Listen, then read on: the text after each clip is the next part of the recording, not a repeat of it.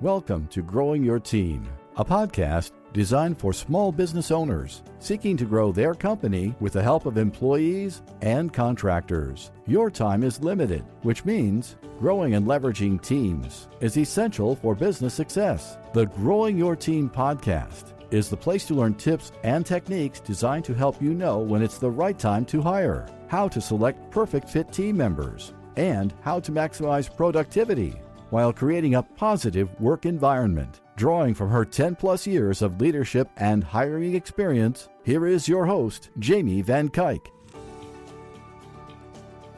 Hello, Jamie Van Kuyk here, and welcome back to the Growing Your Team podcast. Today, I have on guest Veronica Romney. Veronica is a dream team architect helping online entrepreneurs dial in their human resources, develop phenomenal company cultures, and profitable bottom lines. She's a former speaker and trainer for Tony Robbins and former chief of staff of mega brands BossBabe. She's no stranger to the stage and has been in the online marketing world for over 13 years, having been featured in places like Forbes, Inc., Huffpost, and more. When she's not helping her visionary clients scale to 8 figures plus, you can find her wrangling her 2 man cubs in the beautiful oak trees of North Carolina. Today, Veronica and I are talking about marketing and how you need to get the marketing work off your plate if you want to really scale your business. Too many business owners want to hold on to their own marketing for way too long. This is because, one, they think marketing is selling, and if they're going to scale their business, they need to be in control of all those tasks so they can bring in the revenue. And 2, they see themselves as the face of the business, so they're the only ones able to be that face and speak for the brand.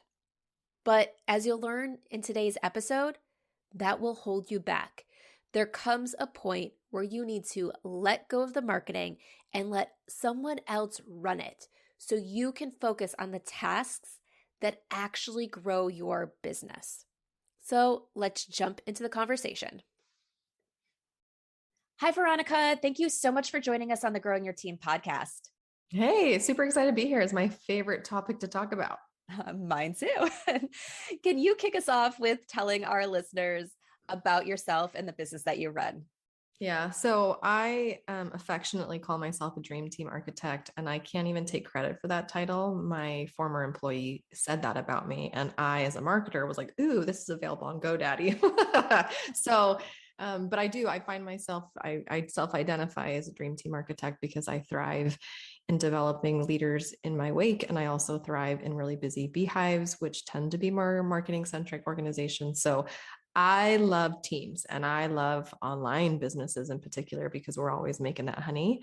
And so I really help my online visionaries scale their business by empowering themselves with A players around them so they don't have to do everything in their business.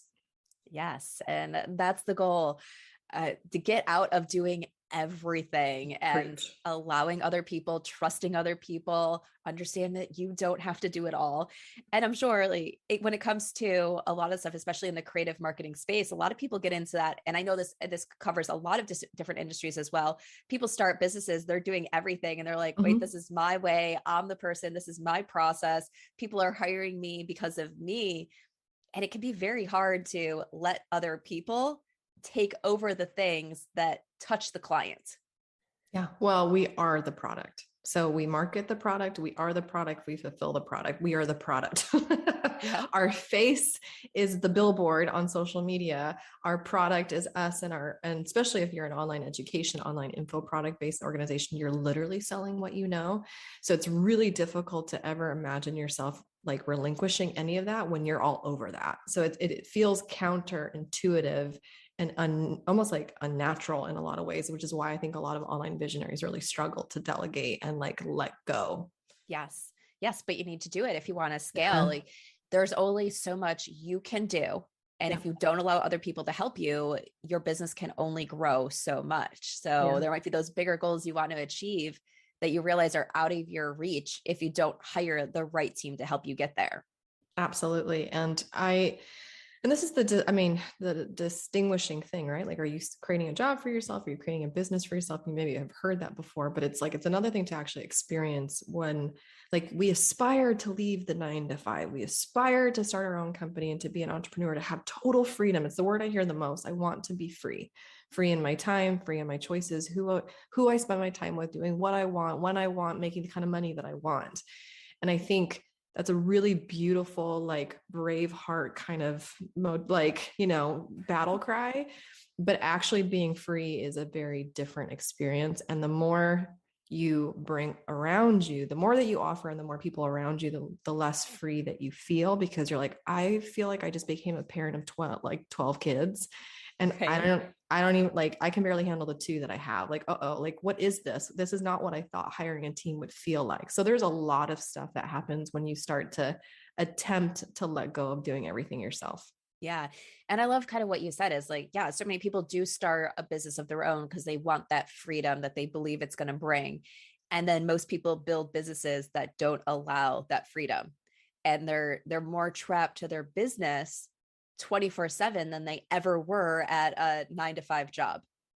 Yeah. And it's not what we thought we wanted for ourselves, which is why I feel like when I get the phone call, this is what happens. I get the phone call from the fellow visionary they have Walt Disney level dreams. They aspire to have a Steve Jobs wardrobe. Like we read the books, we listen to the podcast, but I always get the call, and I swear to you, like 9 times out of 10, this is what I hear on my phone calls. That initial call, I hear, I want to burn it to the ground. Literally, that's like the siren. So what if you're listening to this podcast right now and you're feeling, or you have actually physically said to your partner, your friends, your family, I want to burn it to the ground, that's usually when I get the phone call to, like, help me. I don't know what I'm doing. I know social media, I know marketing, I know how to, like, talk on camera. I've mastered some of those limiting beliefs, but, like, all the inside stuff, I don't know what I'm doing, and I want to burn it to the ground. Right. Yes. I've heard stuff like that too. Or they're just so overwhelmed, stressed out. They need the help, but they don't even know where to find the time to bring in the help or find the time to train the help. And it's like, okay. And I remember I have conversations a lot of times where it's like, but we need to make the time because you're never going to get out of the cycle if you don't make the time to get the help that you need. So let's make sure you get the right help that you need. Yeah, and it's interesting because, I mean, I could give you the same good advice that you might have heard already. It's like, okay, well, let's surround ourselves with A players. Okay, sure. And let's get you out of, for example, let's start with the stuff that you don't like to do. Like, you stay with the stuff you like to do. So people, you're like, well, I love making content. I love the marketing stuff. Like, I really have an affinity for that kind of creativity because it's so in flow with, like, how I see the world and my vision for the company. So let me get rid of, like, almost the kind of the grind, the HR, the operations, the billing, the tech. Like, so it's what I often see with scaling businesses is that they bring on a lot of assistants, whether it be a tech assistant or this assistant or whatnot. And then they start to formalize it where they might get an OBM or a DOO or a DBM. So then they start getting kind of operational personnel around them. But we hit a wall, and the wall becomes marketing. It happens almost every single time. Whether I'm meeting with somebody who's in the high 6 figures or multiple 7 figures, as much as they're able to, like, delegate to operational personnel, that tends to be the easiest because it's the thing they don't like doing the most. When we get to the marketing domain and the marketing department and the marketing activity, that's the thing where even the high 7-figure businesses, multiple big brands that you have heard of, that you know of, that have millions of followers on social media, that I had the luxury and, like, privilege of working with and being behind the curtain of, they're still doing their marketing. It's crazy to think that even the biggest household names on the online space that you listen to, that you read, are still in the grind of the marketing activity, and they hate it and they don't know how to get out of it. Yeah, I find that really interesting because I'm thinking of one of my clients that I've had. And when we were talking about bringing in a new team member, helping with some of kind of the, I would say, like, relationship type marketing and everything. So making sure that thank you notes and stuff are going out to past clients or birthday cards and stuff like that, they were okay with this person helping with. But when it came to their Instagram, they're like, oh, no. That's mine. That's my baby. I'm not giving it up. It's 100% me. And this person puts in so much time and effort. And they even said it takes so much time, but it produces so much business for my business that I can never give it up. And so, yeah, I see people getting stuck in that all the time. Or because once again, some of the businesses, as you say, like you are the face of that business, and people are like, how can I have someone else be me on social media? Yeah. Yeah. Well, so let's talk about that. So like, let's talk about how I would differentiate. So when I'm meeting with my online clients or my online visionary clients, right, and they're trying to scale and they are investing in their team, and they recognize I don't have the skill set to develop my team members, and I don't want to sabotage my own growth because of what I don't know and I don't have experience in doing. Right. So there's already some level of awareness and admission to be like, okay, this is a little bit beyond my scope of what I'm comfortable doing, because it's people management and like, oh my gosh, this is so hard. Okay. So there's that. But then there's this paradigm shift that needs to take place. There's it's this really interesting period of time where the visionary, the founder of the business, that's what I mean when I say visionary, right? The entrepreneur, right, the owner, the founder, right? That they think, okay, what I'm best at doing is selling.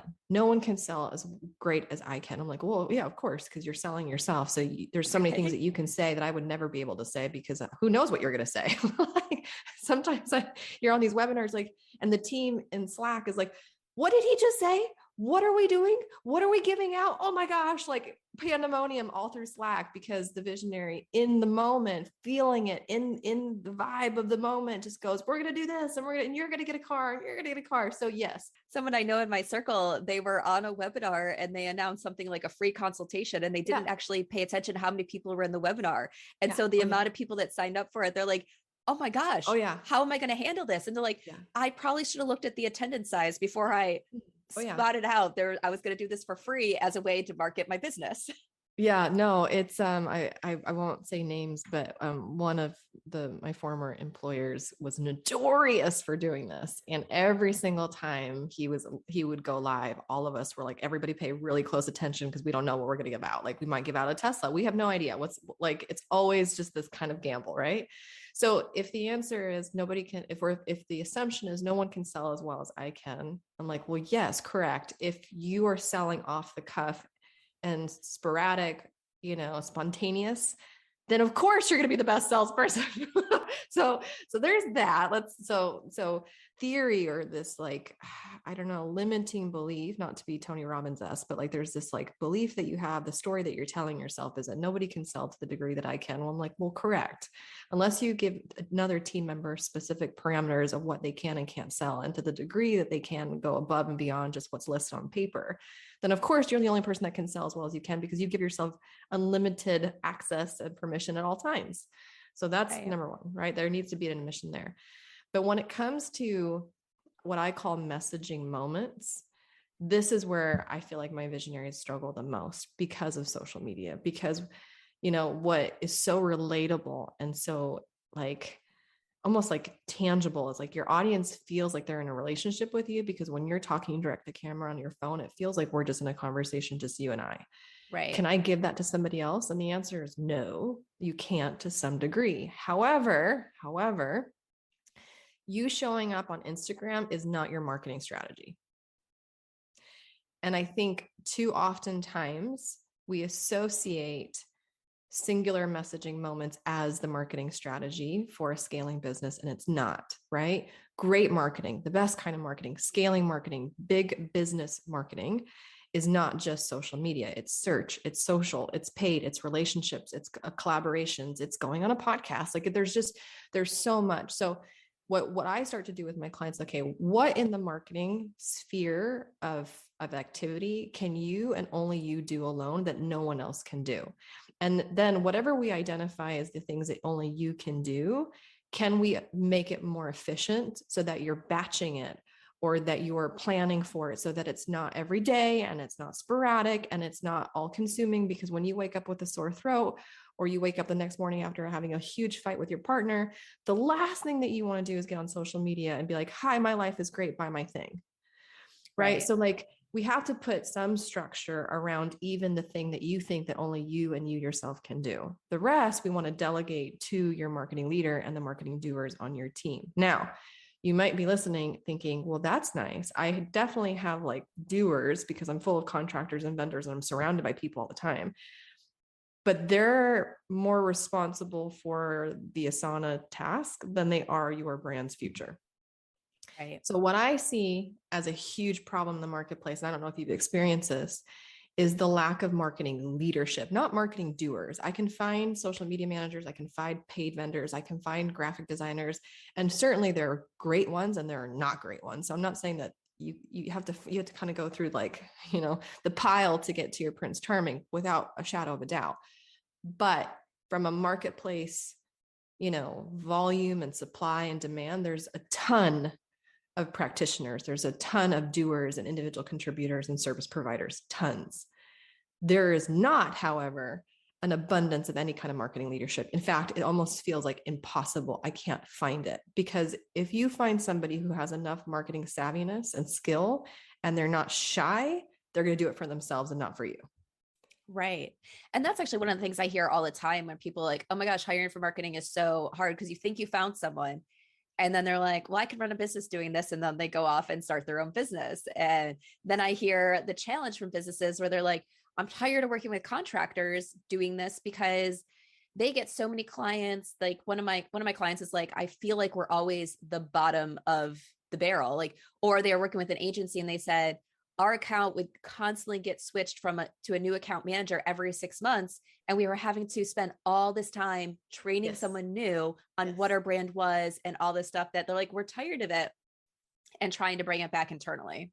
Yeah, it's completely counterproductive, because this is the department. Marketing is the singular department that has to be consistent in generating revenue. And it is the most inconsistent in staff retention.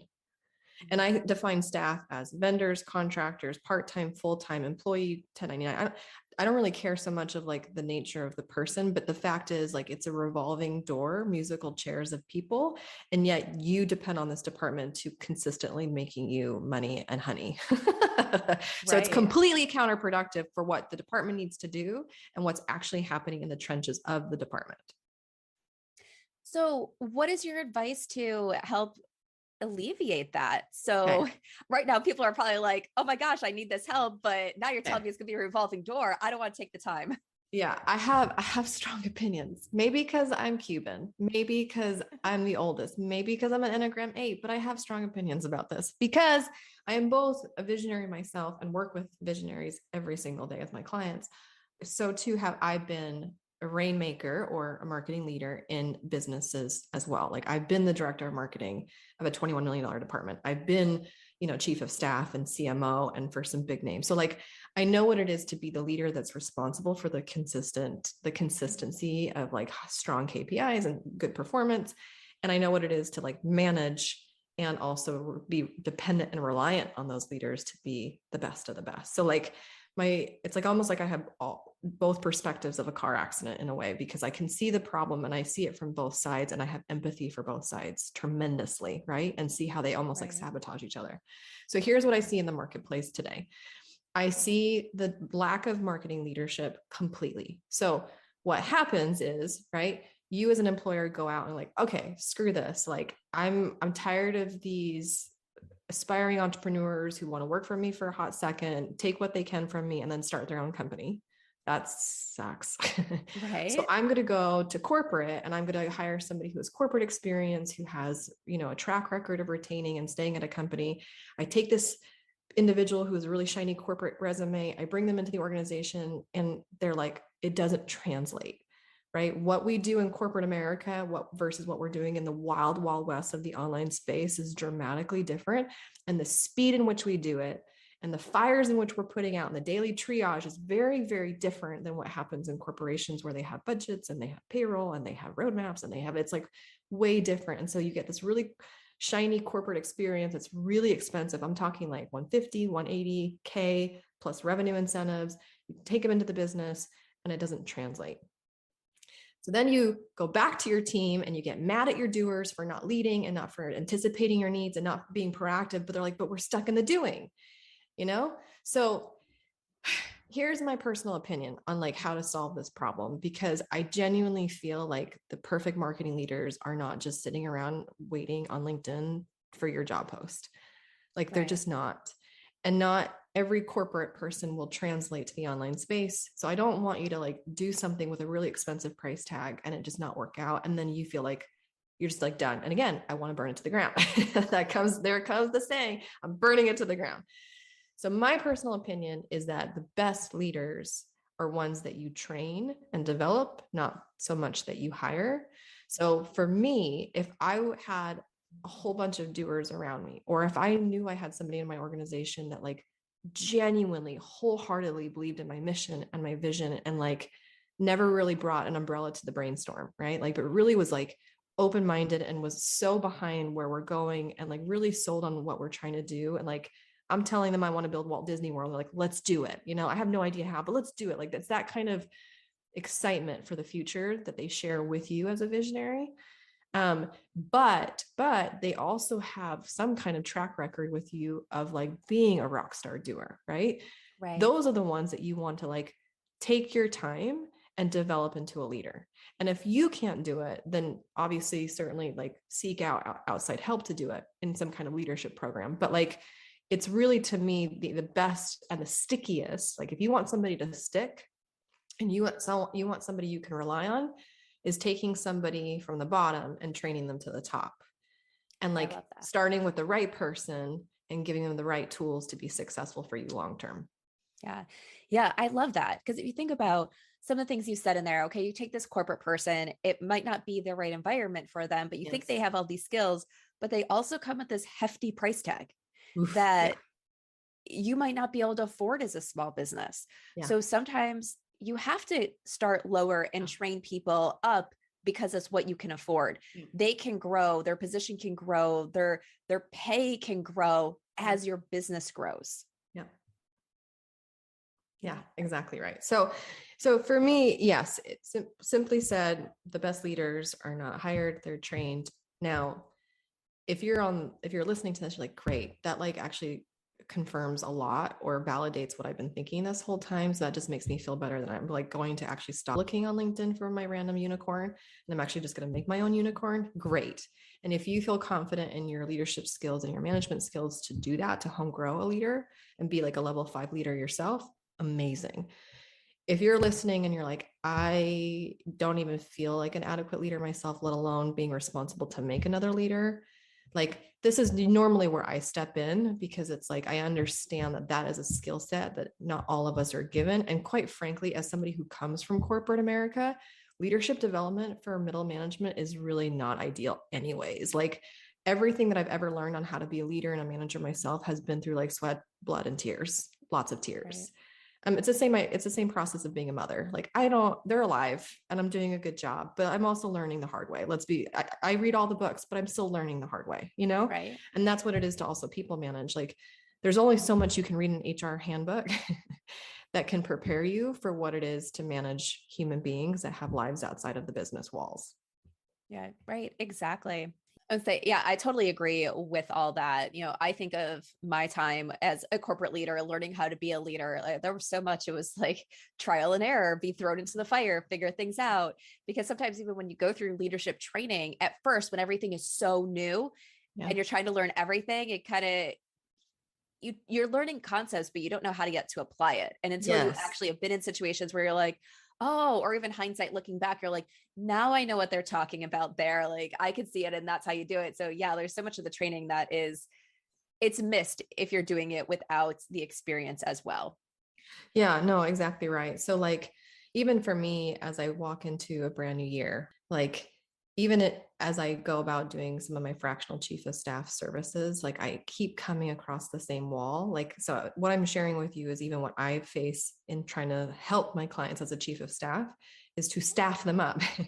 And we always hit the wall where I'm like, we're missing a marketing leader. We're missing a marketing leader. Like it's a really big problem. And then they go to the recruiter there and they're like, okay, recruiter, help me find a marketing leader. Like, okay, if you want a leader off the shelf, it's like we talked about, it's super, super expensive. Or you have somebody who has all of the right ingredients, but they don't have leadership experience. So you have to kind of help them. So what I just, cause I'm the kind of person that like, I'm going to solve my own problem. Right. Because if not, as chief of staff, I have to be chief of staff and CMO in the absence of a marketing leader. So like it puts enormous pressure on your operations leader or your chief of staff or your executive assistant to like do roles that shouldn't even be their roles. So it's a bigger problem that has ramifications and human collateral to the rest of the business by having that really critical position vacant for so long. Because you as a visionary are not the most reachable also in doing all of the hats that you have to do. That's not even marketing, right? Right. So one of the things that I decided to do this year is I wanted to like solve this problem once and for all and basically create a curriculum, a program to train marketing leaders, basically a program that I wish that I freaking had desperately when I was doing this and when I was coming up as a director of marketing, as a chief marketing officer. So I put together this kind of leadership development program, but it's like a 2-for-1. Because here's the thing, you guys, listen very closely. You can throw a leader into a leadership development program and like walk away for 12 weeks and then come back. Okay, are you done? But the truth is, it's the visionary, and I love you, but hear me when I say this, that ends up sabotaging your own investment. Because I'm trying to take the responsibilities away from you.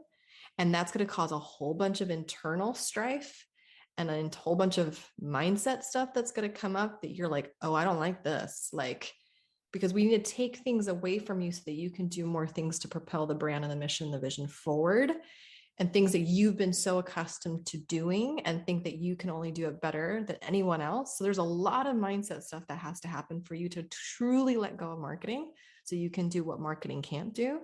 And so I've created this program that it's basically for both of you. It's developing the visionary to be the leader that they need to be and to really take on the reign of like what they're supposed to be doing that no one else can do. And for the marketer to develop as well. So they're not competing with each other or accidentally sabotaging each other, like, which is what I see a lot. So it's a program that you go through with your team members. The two of you go through it together. Yes. I love it. Mm-hmm. Yeah. And this is the program you're just getting ready to kick off, right? Yeah, yes, correct. It's brand spanking new. And I think by the time this podcast comes out, I'm just kicking off the first cohort. Yeah. And I think you mentioned before we got on that you're planning on running it again. So if you're listening to this podcast when it first comes out and you've missed the kickoff, or you're listening to it later, you can go and join the wait list and find out when the next cohort is going to be starting. Yeah. So it's a super intimate program. Like I said, it's like at the most fundamental level, it's a leadership development program for you and your marketing leader that I affectionately call Rainmakers because we make it rain. And that was the name of my former marketing Slack channel with my marketing team. I called it the Rainmaker channel. So that's where it comes from. Right.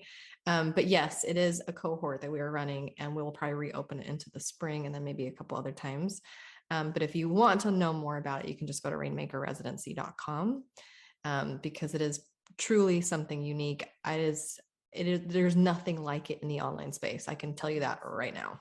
Yeah. If I think about it, like most programs, leadership programs, they're for one person. You send your team member through, or you do it, and you might, so to find one that you go through together. So you learn how to delegate and let go and allow them to properly take over. Like, I feel like that's so important and so essential. But I have two questions or two things I want to talk about before we start wrapping up today, like based on all that. So the first is, so obviously, okay, so if you're listening now and you're like, ooh, I want to get a part of this next cohort, I have a marketing team member and everything.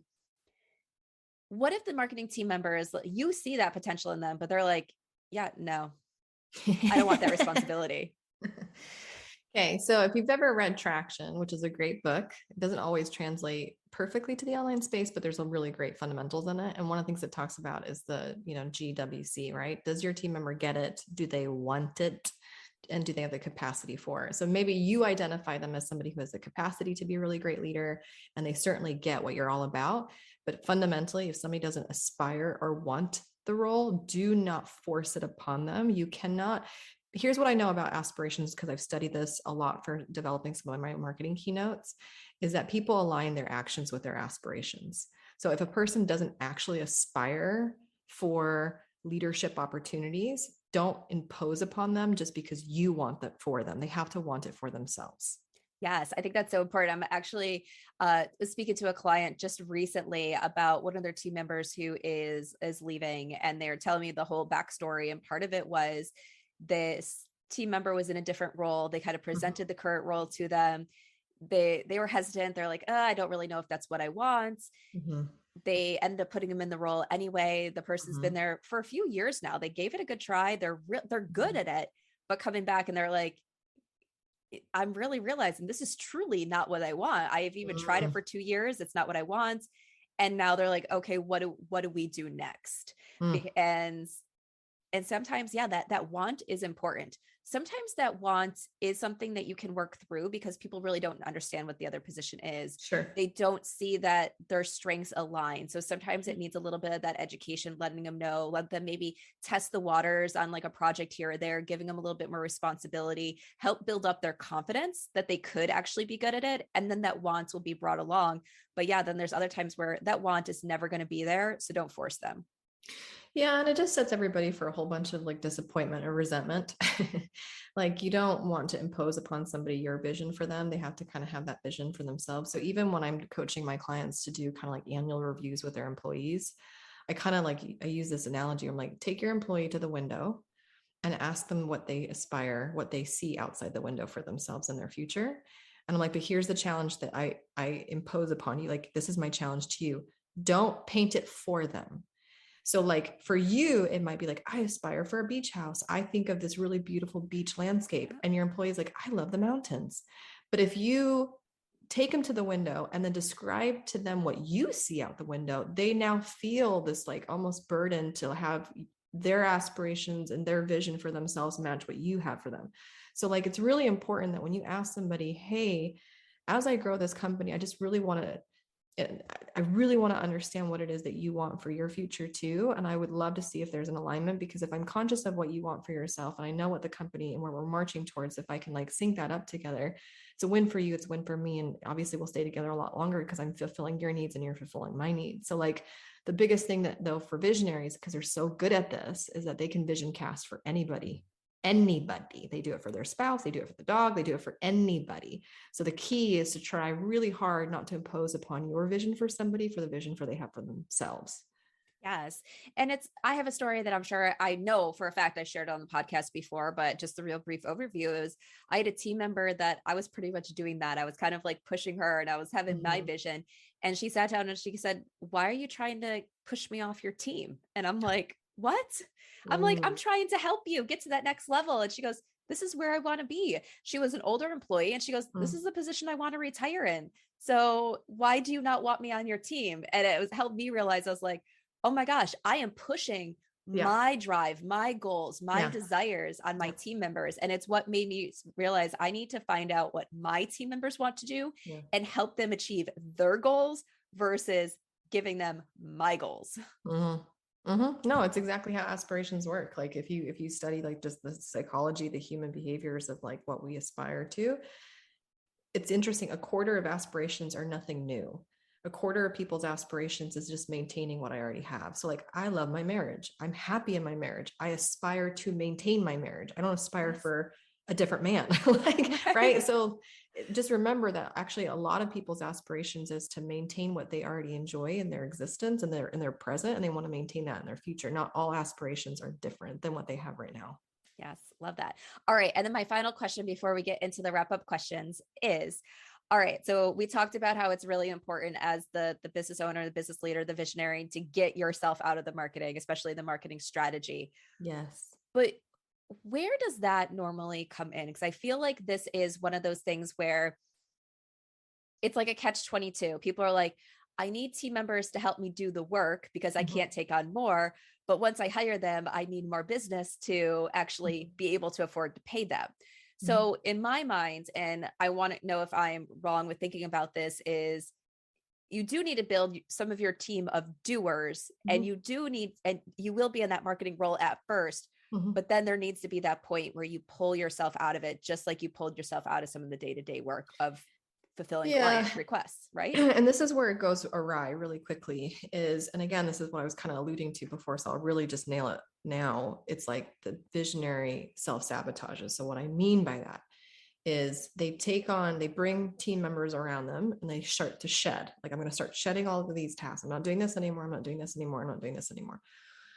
What I see happen, lovingly, I say this, but it's the truth, is instead of replacing the time that those initial tasks took with revenue producing activity and more messaging moments and more FaceTime and more this and that and this, and that's, again, the stuff that you and only you really can do. They just fill it with more admin and they fill it with more crap. And I'm like, wait a minute. You're shedding things to somebody else to free yourself of time, but you're not filling that time with revenue producing or business growth activities. And that requires an enormous amount of discipline and also having more clarity in the vision forward. Because if not, you're always responding and playing whack-a-mole every day versus knowing, no, these are my top 3 goals for the week. These are my top 3 goals for the quarter. No. So like, even when visionaries do leadership meetings and they do like a scorecard, it's interesting to me that almost every leader and every team or team member in the call has KPIs, but the visionary doesn't. And I'm like, wait, whoa. Right. Visionaries need to have KPIs and they need to be held accountable to the growth of the company just as much as a marketer does, an operations person does, a finance person does. So for me, one of the KPIs I give to all of my visionaries is like messaging moments. How many times did you talk about this business to the external world on a weekly basis? Like, it's that kind of thinking, like whatever you replace, you replenish with stuff that can propel the brand, not just playing reactive whack-a-mole to what comes up your way in your inbox. Love that. Love that. And depending on the type of business that you run, those messaging moments could be in many different forms. 100%. So, like you talked a lot and you work a lot with online businesses, but if you're listening, you're not an online business, it could be networking face to face, going to an event, anything like that gives you the opportunity to talk about your business with the right audience. Like, obviously, if you're running a business for your target audience is CEOs and you're speaking to some random person at the grocery store that doesn't own a business and has no connection to CEOs, probably not a marketable moment, but well, and that's the thing too. Messaging moments isn't like a stage full of 1,000 people. I'm not talking messaging moments equal speaking opportunities. And now you need to be on the road and do like you're a road warrior on behalf of the business. And like now it's a different kind of grind. I'm not talking about that. I'm talking about a messaging moment, period. So if that means you being in a mastermind and talking in front of a mastermind group of 25 people that are influential that you can do some partnerships with, great. If that means being on a phone call with a potential brand deal, great. If that means you recording a video, putting it on a podcast or not a podcast, sorry, an iPad, wiping the iPad of just that video, sending that iPad to Michael Jordan, inviting him to lunch in Park City, and Michael Jordan's people making it happen for you like Dean Graziosi did. That's a messaging moment that has enormous implications for the business. So it's not the quantity of people who are watching your messaging moment that counts. It's just messaging moments. Yeah. Yeah, I think that's important, especially because there's so many people. It's like, I don't have that big of an audience. And it's like, you don't need a huge audience if the right people are listening, if you're speaking to the right people, because you can get on stage and talk in front of 16,000 people and not have them be the right people for you. 100%. Yeah, I actually had one of my clients in the past was a very, very prolific book publisher publicist, right? Yep. I mean, she like big name. I think she got over 150 people on the New York Times bestsellers list. Like, so it's just some crazy stuff. But her big argument is like, you don't need followers to have a #1 bestseller. You just need to impress one person. And that person is usually a producer on a TV show, right? So like, I think sometimes like, I need hundreds of thousands of followers to be influential. I'm like, or you can influence one person who puts you on Good Morning America. So like, it's just, sometimes I think especially because of today, we hyper focus on quantity, because that's the follower count. And that's when you get, before it was like when you got the swipe up and all that stuff. And now I'm like, no, it's quality. Right. Exactly. All right, Veronica, we need to start wrapping up. So tell everybody how they can get in touch with you. Oh, I could talk to you forever. This is just like, again, I told you, I warned you, this is one of my favorite things to talk about in the whole wide world. So, but for those of you that would love to further connect with me, I'm found everywhere. You can go to veronicaromney.com, and then on social media, it's just V Romney. All right. Well, thank you. All right. And my last question that I love to ask all of my guests. We've all had leaders or managers that stood out to us. Think of one of the best leaders or managers that you have had and share with us one of the things that stood out to you that made them stand out as a great leader to you. Yeah, I've been it's 50-50. 50% of my management experience, people managing me, have been awful. And then 50% have been, I grew 12 feet under their stewardship. So like I try so hard to be so conscious of my own leadership, because I've been the beneficiary of great leadership and also not so great leadership. But I will say that my favorite leaders are the ones that are willing to get their hands dirty with me, that they never get to be so big in the chain and the ladder that they're not willing to like stay up till 1 a.m. doing a launch with me. So I would learn that very early on. My first job out of school was ancestry.com. I was the email operations manager. So I just deployed millions of emails, like as a 20-year-old in the office. And I remember we had a huge campaign. I can't remember if it was like Amelia Earhart records or some US Census records that were coming out. And I was deploying like 6 million emails. And like, I was 20 years old. It's a lot of pressure, right? And to get all the tags right and to get all the things. I'm like, oh. And I remember my boss, Billy DeGroot, came into the office, and it was me and him, I think maybe one other person. And we all came in our pajamas and we worked until like 1 or 2 a.m. to make sure that the launch got out. And like, that has always stayed with me, that like, he didn't have to, it didn't fall anywhere in his like at all, especially in that corporate environment. He wasn't pushing the send button, but he almost came for like moral support more than anything, because he trusted me to like get it done right. Because I'm a good diligent worker, but it was like the moral support. So even now with my clients, when there's like a big launch, like we're in Slack the whole time, and there's gifts and there's this and there's like, confetti, and like, it's just great leaders understand the value of energy production. Like you are in charge of producing good energy and being responsible for the energy and like by virtue culture of a team. And those are the ones that make the best leaders, are the ones that are aware of that. Awesome. All right. Well, that's it for today. Thank you, Veronica, so much for joining us on the Growing Your Team podcast. Thanks. And that wraps up this episode of the Growing Your Team podcast. Did you enjoy this episode? If so, and you have not done so yet, please subscribe to the Growing Your Team podcast so you can stay up to date on all the latest episodes and hear all the greatest tips from our guest experts on how you can grow your team so you can scale your business. And if you haven't done so yet, please consider leaving us a review. I would love to hear what you think of the podcast, and your review will help other people decide if this is the right podcast for them. So once again, thank you for listening, and be sure to subscribe and leave us a review. Thank you for joining us for this episode of Growing Your Team with your host, Jamie Van Kuyk. Be sure to subscribe and head on over to growingyourteam.com to connect, access the show notes, and discover more ways to hire and leverage your perfect fit team.